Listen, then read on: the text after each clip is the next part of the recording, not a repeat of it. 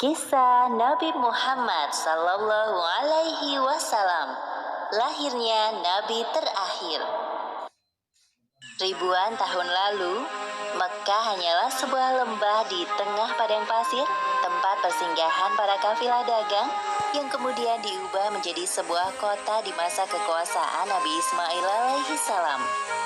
Kota Mekkah juga menjadi saksi atas lahirnya Khatamul Anbiya, penutup para nabi.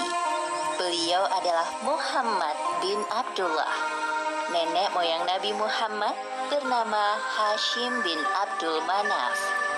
Saat Hashim berkuasa, kota Mekkah terkenal dengan pusat perdagangannya yang makmur.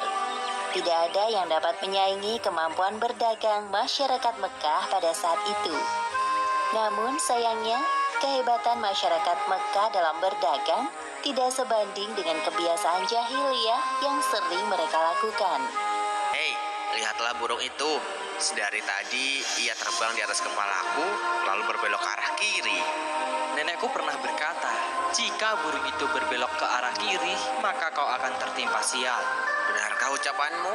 Ya, tentu saja. Menurut kepercayaan masyarakat jahiliyah, jika burung itu berbelok ke arah kanan, maka nasib baik akan datang. Begitupun sebaliknya. Orang-orang Arab pada masa jahiliyah sangat percaya pada tahayul. Kebiasaan jahil lainnya adalah tentang penyembahan berhala. Awal mula penyembahan berhala di kota Mekkah ketika seorang bernama Amr bin Luhai membawa sebuah berhala besar bernama Hubal dari Syam. Lalu letakkan berhala Hubal itu di sekitar Ka'bah dan ia menyuruh orang-orang menyembahnya. Ayo cepat, bawa kemari minumannya. Kerongkonganku rasanya kering sekali. Sabarlah sebentar, kawan.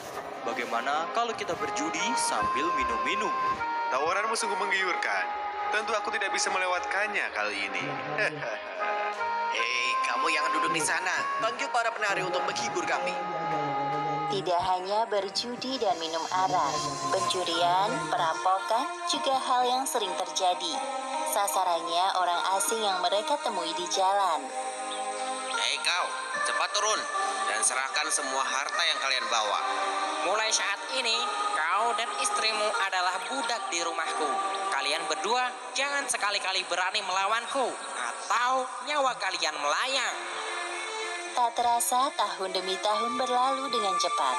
Kepemimpinan Hashim digantikan oleh pemimpin yang lebih muda dan berkompeten di saat usianya telah lanjut.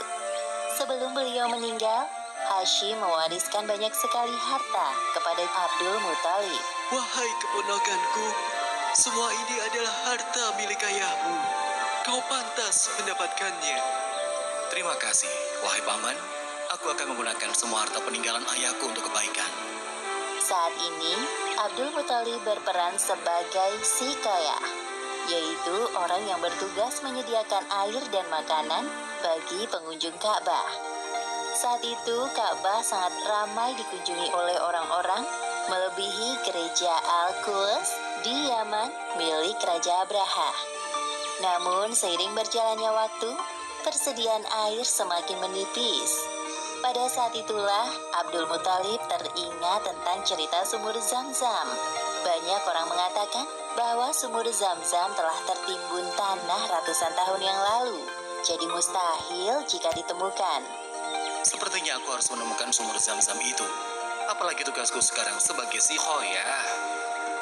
Kemudian beliau memanggil salah satu putranya yang bernama Harits. Wahai Harits, anakku, kemarilah. Dapatkah engkau menemaniku mencari sumur Zam-Zam yang telah tertimbun tanah ratusan tahun lamanya itu?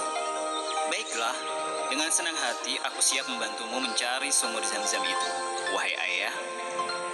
Abdul Muthalib dan Harits berpencar dalam menggali di beberapa tempat, namun tidak ada hasil. Wahai ayah, apa mungkin sumur Zam-Zam benar-benar telah lenyap tertimbun tanah? Wahai anakku, kalau kita bersabar, Allah akan memudahkan pencarian kita. Orang-orang yang melihat perbuatan Abdul Muthalib dan Harits hanya bisa mencemooh. Wahai Abdul Muthalib, mengapa engkau mengerjakan perbuatan yang sia-sia? Sumur itu telah lama hilang tertimbun tanah. benar yang dikatakannya. Bukankah dahulu nenek moyang kita, Mudzas bin Amr pernah mencari tapi juga tidak berhasil? Sudahlah, biarkan saja dia. Lagi pula kita telah mengingatkannya.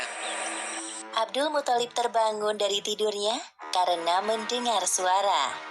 Ia seperti mendapatkan petunjuk tentang keberadaan sumur Zam-Zam dalam tidurnya.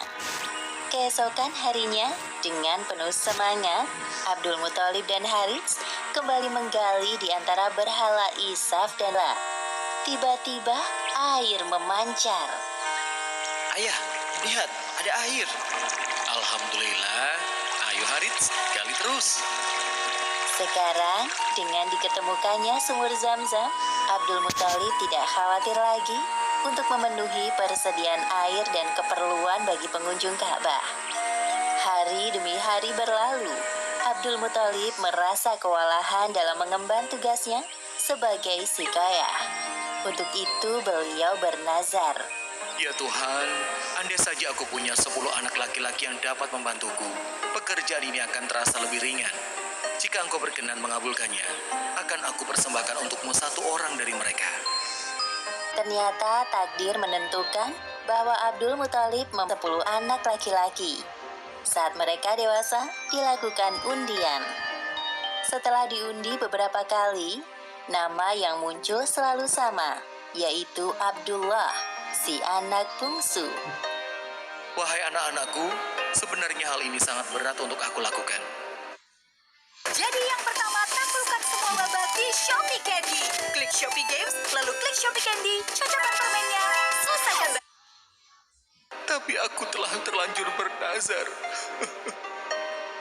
Sebenarnya tidak sampai hati, Abdul Muthalib mengatakan tentang nazarnya kala itu. Wahai saudaraku, jangan engkau lakukan itu. Batalkan nazarmu dan meminta ampunlah kepada Tuhan Hubal. Lalu apa yang harus aku persembahkan sebagai ganti dari Abdullah? Kalau engkau dapat menebusnya dengan harta, maka berikanlah itu kepada berhala agar mereka tetap berkenan kepadamu. Menurut kami, itu keputusan yang terbaik.